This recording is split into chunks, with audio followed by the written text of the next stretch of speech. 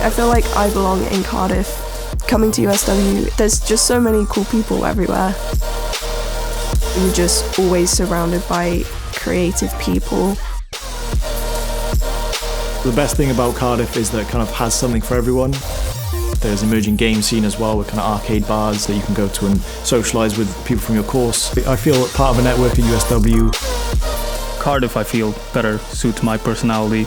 You still have everything you need, like any city, but you can just decide to go on a long walk and end up in the countryside. It feels really positive to be a part of a queer network. You know, we're all a community and we all help each other out in any way we can. I get more celebrated now in USW. I feel like I can express myself a lot more.